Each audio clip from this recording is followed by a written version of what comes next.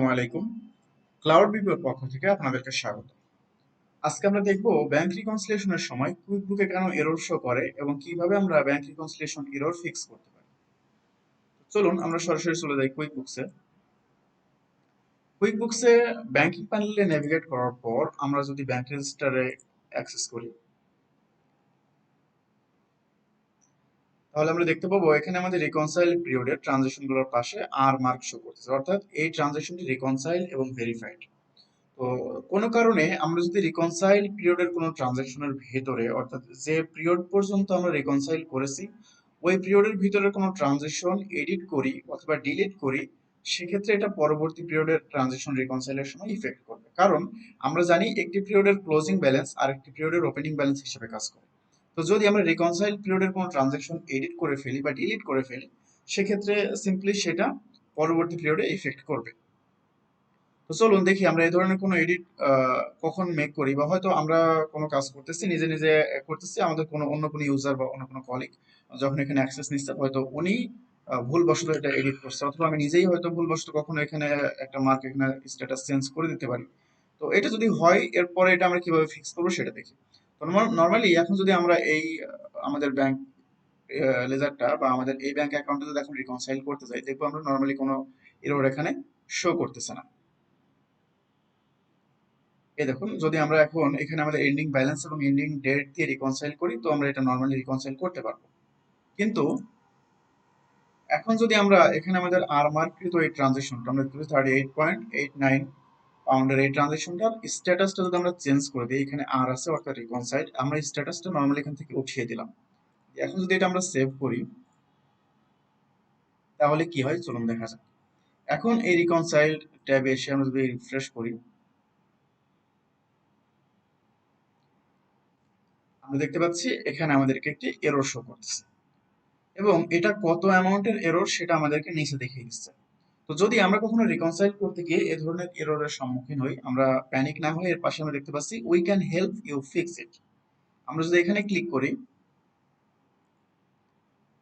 তাহলে আমরা এখানে দেখতে পাচ্ছি এখানে আমাদের কি ধরনের এরর হয়েছিল সেটা কুইকবুক আমাদেরকে রেফার করতেছে। যে এখানে আমাদের নর্মাল একটা এরর হয়েছিল হচ্ছে 38.89 এর ডিফারেন্স আসছে, যেই ডিফারেন্সটার কারণ হচ্ছে আনরিকনসাইল্ড ইন রেজিস্টার। আমাদের রেজিস্টারের এই ট্রানজেকশনটা আনরিকনসাইল্ড আছে। এর পাশে আমরা দেখতে পাচ্ছি ডেট দেওয়া আছে 1/7/23। তো নর্মালি এটা ফিক্স করার জন্য আমরা, বা এ ধরনের যে কোনো ধরনের এরর ফিক্স করার জন্য আমরা আমাদের ব্যাংক রেজিস্টারে চলে যাব, যে স্পেসিফিক ওই ট্রানজেকশনটাকে আমরা লোকেট করব। সেক্ষেত্রে আমরা ডেটটা মনে রাখবো। ডেটটা মনে রাখার পর আমরা দেখতে পাচ্ছি এখানে 1/7/23 এই ডেটের ট্রানজেকশনটা আমরা দেখব।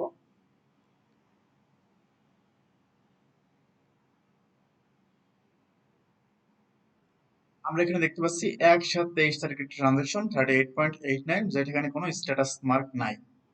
তো এখন আমরা যদি সিম্পলি এখানে এডিট করে ফোর্সলি স্ট্যাটাস মার্কটা আর করে সেভ করে দেই, তাহলে আমাদের এই এররটা ফিক্স হয়ে যাবে। দেখতে পাচ্ছেন আমরা ট্রানজেকশনটা সেভ করেছি। এখন আমরা যদি আমাদের রিকনসাইল ট্যাবে এসে এটাকে রিফ্রেশ করে আমরা দেখব আমাদের রিকনসাইল ট্যাবটা আবার ওকে হয়ে গেছে। আমরা দেখতে পাচ্ছি আবার আমাদের রিকনসাইলের এররটা এখান থেকে রিমুভ হয়ে গেছে। ঠিক একইভাবে আমরা যদি এখান থেকে কোনো ট্রানজেকশন এই 38.89 এই ট্রানজেকশনটা যদি আমরা এখান থেকে ডিলিট করে দিই, তো নর্মালি আমরা জানি আমরা এটা যেহেতু ব্যাংক ফিড থেকে ম্যাচ করেছিলাম, সো এটা ব্যাংক ফিডে আবার ফেরত যাবে এবং এটাও আমাদের রিকনসিলিয়েশন সময় আবার একটি এরর শো করবে।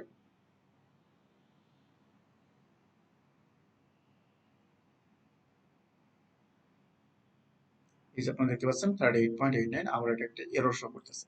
এবং এটা কি ধরনের এরর আমরা দেখতে পাচ্ছি এখানে ডিলিটেড শো করছে। ডিলিটেড, আমরা এই ট্রানজেকশনটাকে ডিলিট করে দিয়েছি। তো আমরা এটা যেহেতু ডিলিট করে দিয়েছি, তার মানে ডেফিনেটলি এটা আমাদের ব্যাংক ফিডে গিয়ে আবার জমা থাকবে। ব্যাংক ফিড থেকে এটা আমরা রেকর্ড করে নিলেই আমরা আবার এই এররটাকে ফিক্স করতে পারবো। আমরা চলে যাচ্ছি ব্যাংক ফিডে। দেখুন আমাদের ব্যাংক ফিডে ফর রিভিউ প্যানেলে আমাদের ট্রানজেকশনটা ফেরত আসছে। তো আমরা যদি এখান থেকে এই ট্রানজেকশনটাকে রেকর্ড করি আবার, তাহলে আমাদের ট্রানজেকশনটা ব্যাংক রেজিস্টারে চলে যাবে। কিন্তু যেহেতু আমরা রেকর্ড করছি, আমাদের এখানে কিন্তু আর মার্কটা অটোমেটিক্যালি আসবে না।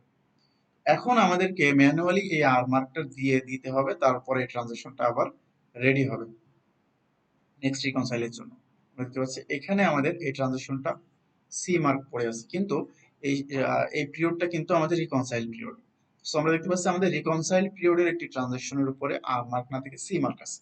এটা আমরা ম্যানুয়াল এখান থেকে আর করে সেভ করব, তাহলে আমাদের এই এররটা এখান থেকে চলে যাবে।